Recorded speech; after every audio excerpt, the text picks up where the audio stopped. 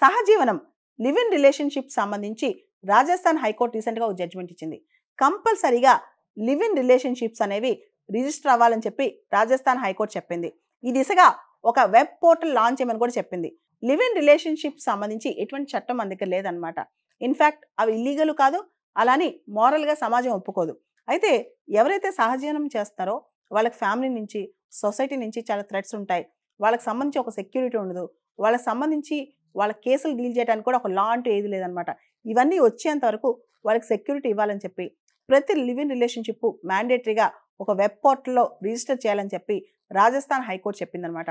ఇలాంటి live in relationship సంబంధించి రీసెంట్గా ఉత్తరాఖండ్లో కూడా యూనిఫామ్ సివిల్ కోడ్లో స్పష్టంగా చెప్పారు. ఉత్తరాఖండ్లో కూడా ఉత్తరాఖండ్ రాష్ట్రం కాని వాళ్ళైనా ఒకవేళ ఉత్తరాఖండ్ రాష్ట్రంలో కలిసి ఉంటుంటే ఆ సహజీవనానికి సంబంధించి వాళ్ళు ఖచ్చితంగా రిజిస్టర్ చేసుకోవాలి.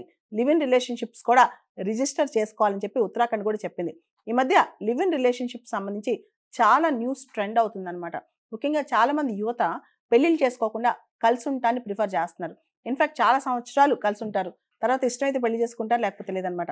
ఇది యాక్చువల్లీ వెస్ట్రన్ కల్చర్. వెస్ట్రన్ కంట్రీస్లో చాలా దేశాల్లో, అమెరికా కావచ్చు, యూరోప్ కావచ్చు, ఇలా చాలా దేశాల్లో లివ్ ఇన్ రిలేషన్షిప్స్ అనేవి చాలా కామన్ అనమాట. ఇండియాలో ఇవి ఇప్పుడిప్పుడే ట్రెండ్ స్టార్ట్ అవుతుంది. అయితే వీటికి కూడా కొంత ప్రొటెక్షన్ కల్పిస్తూ ఇప్పుడు ఉత్తరాఖండ్ రాష్ట్ర ప్రభుత్వం కానీ, రాజస్థాన్ హైకోర్టు కానీ బ్యాలెన్స్డ్గా, అంటే సామాజిక మార్పు, సోషల్ చేంజ్ మరియు మన ట్రెడిషన్స్ని రెండింటిని బ్యాలెన్స్ చేస్తూ ఓ పక్క సమర్థన చెప్పాలి, ఖచ్చితంగా బయటికి చెప్పాలని చెప్తూనే ఇంకో పక్క వాళ్ళని ప్రొటెక్ట్ చేస్తూనే బ్యాలెన్స్ చేస్తూ ముందుకు తీసుకెళ్తుంది అనమాట మన రాష్ట్ర ప్రభుత్వాలు ఈ లివ్ ఇన్ రిలేషన్షిప్ అంశంలో.